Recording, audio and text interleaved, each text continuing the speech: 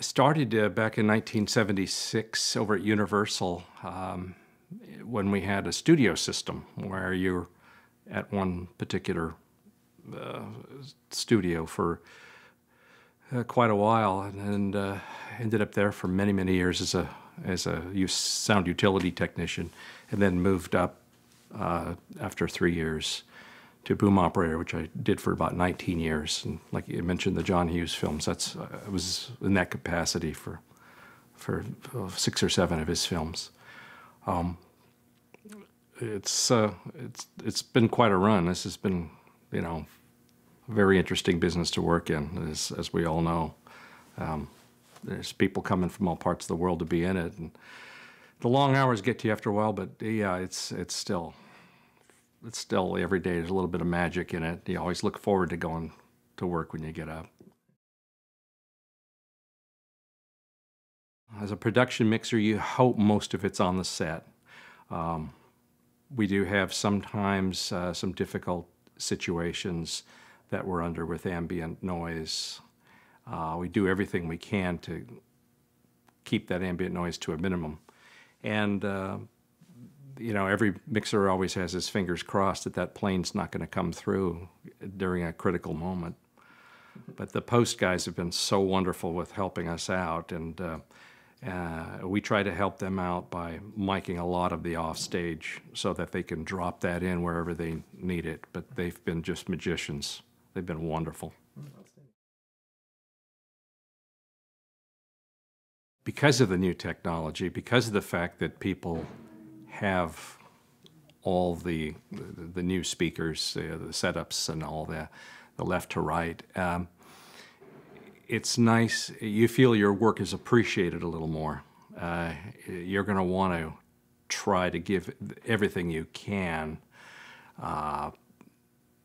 to the audience, and hopefully the technology we were dealing with, I mean, 10 years ago we were using reel-to-reel, and now we're using 24-bit digital with a huge dynamic range. The tools at the disposal of the post-production people, they're able to help us out so much more too, with lifting a line here and there. Your work you just feel like your work's appreciated a little bit more, you know, sound's making it live.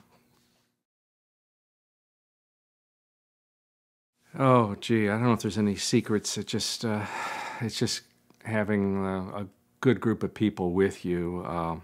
Last year we had Jeff Williams as the boom operator and Kim Podzimic with us as our sound utility, and Gary Raymond on our nominated episode, working as sound reinforcement.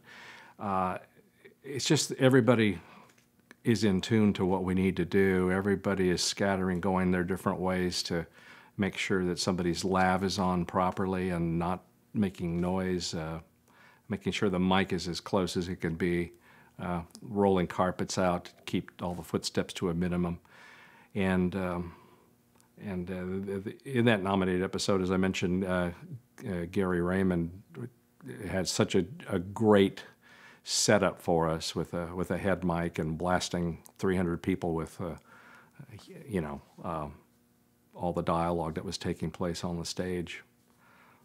So it's a group effort, definitely. Not, you know, and of course that's just our portion of it. The editorial and post-production, dubbing mixers. They make it a great show. We have some scenes where you have some very, very low-level dialogue, and you have scenes where you have some very high-level dialogue and sound effects.